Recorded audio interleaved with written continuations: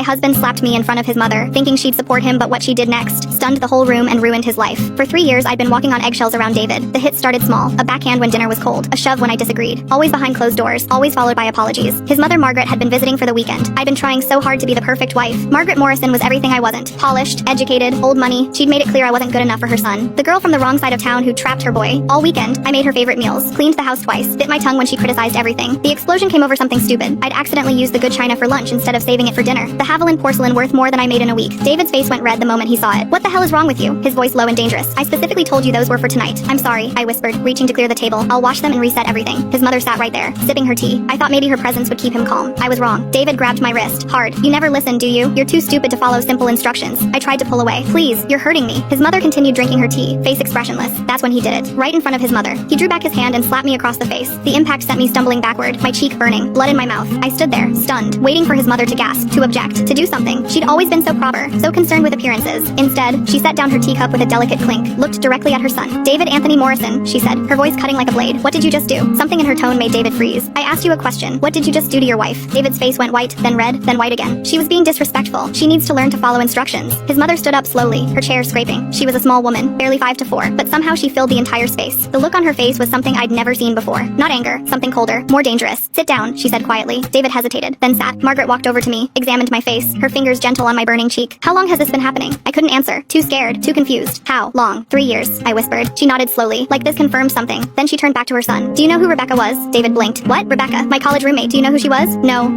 she married a man like you. Charming, successful, from a good family. Margaret's voice was perfectly calm. He hit her, not often at first, just when she deserved it, just when she needed to learn a lesson. The room went silent. I didn't know, not until it was too late. She never told me. She was too ashamed, too afraid. Ken called Ian said, I'm saddened to me age 2 mile. Margaret walked to her purse, pulled something out, a leather folder. Rebecca died on a Tuesday. Her husband pushed her down the stairs during an argument about burnt toast. She opened the folder. I swore I would never let it happen again, that I would never miss the signs, never ignore what was right in front of me. She laid papers on the table, photos, dozens of them. Me with a black eye, a split lip, bruises on my arms. I've been documenting everything for 2 years, Margaret said. Every visit, every mark I saw, every excuse you made. I get it, Margaret said. Every excuse you made. David stood up. Mother, you don't understand. I understand perfectly. You're just like him, just like the man who killed my best friend. She pulled out more papers. Bank statements showing the money you've been hiding, text messages with your mistress, evidence of financial abuse, emotional abuse, physical abuse. David's face drained of all color. I also understand, Margaret continued, that you've been planning to increase my daughter-in-law's life insurance policy. She looked at me, her expression softening. And that makes you a danger not just to her body but to her life. She pulled out her phone, started dialing. What are you doing? David asked, panic in his voice.